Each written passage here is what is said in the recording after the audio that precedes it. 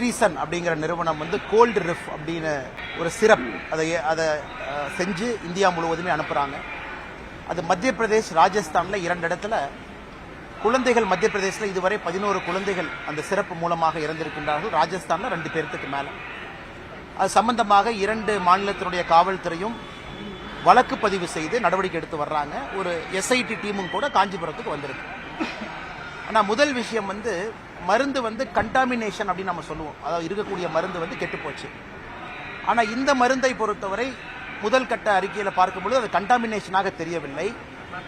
அது யாரோ டையத்தில் கிளைக்கால் அதில் வந்து கலந்துருக்கிறாங்க. யாரோ வந்து ஒரு தேவையில்லாத ஒரு பொருளை உள்ளே கலந்து அது கிட்டத்தட்ட பாய்சனாகவே அது மாறி இருக்கிறது.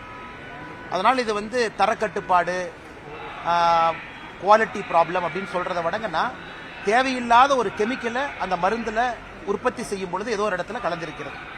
அது கவனக்குறைவா இல்லை வேண்டுமென்றே செய்தார்களா, ஒரு பேட்ச் மட்டும் பிரச்சனையாங்கிறதுக்காக நம்ம வெயிட் பண்ணுங்கன்னா, ஏன்னா தமிழ்நாடு அரசும் இதை கையில் எடுத்திருக்கிறாங்க. அதனால் என்னை பொறுத்தவரை இந்தியன் மெடிக்கல் கவுன்சில் சொல்றாங்க இந்த மாதிரி எல்லா இடத்துலையுமே மத்திய அரசில் இந்தியன் ஃபார்மகோபியா கமிஷன் ஐபிசின்னு ஒரு அமைப்பு இருக்கு, அவங்க இதை பார்க்கணும்.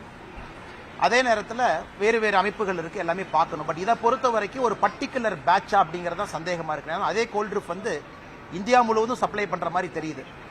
அப்படி இருக்கும் பொழுது எந்தெந்த ஒரு பேட்ச் மட்டும், அதனால பொறுத்திருப்போம். தேவையில்லாமல் நாம இந்த நேரத்தில் எந்த இதுவும் நம்ம சொல்ல வேண்டாம். அங்கிருந்து எஸ்ஐடி அதிகாரிகள் வந்திருக்கின்றார்கள். தமிழக அரசு ஒத்துழைப்பு கொடுக்குறாங்க. முழுமையாக அந்த கம்பெனி சீல் பண்ணியிருக்கிறாங்க. இருக்கக்கூடிய ப்ராடக்ட் எல்லாம் அவங்க இது பண்ணி சீஸ் பண்ணியிருக்கிறாங்க. அதனால் இது என்ன நம்ம பொறுத்திருந்து பார்ப்போம். ஆனால் எதாக இருந்தாலும் கூட யார் இதில் தவறு இழைத்திருந்தாலும் கூட நடவடிக்கை எடுக்கப்பட வேண்டும்.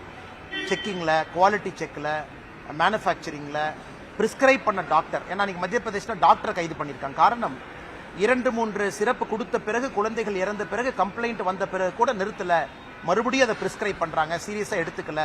ஏன்னா அந்த டாக்டரே அவங்க முன்னாடி சிறப்பை குடிச்சு பார்க்கிறார், அப்புறம் மயக்கம் போட்டு கீழே விழுந்துறாரு. அது மாதிரி இந்த பல பிரச்சனைகள் நடந்திருக்கு.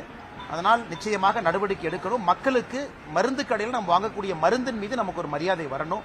அந்த இந்தியன் ஃபார்மகோபியா கமிஷனுடைய தலைவராக தமிழகத்திலிருந்து ஒருவர் பொறுப்பேற்றிருக்கின்றார்கள் சமீபத்தில். நிச்சயமா அதெல்லாம் அவங்க பார்த்து நடவடிக்கை எடுப்பார்கள் என்ற நம்பிக்கை இருக்கு.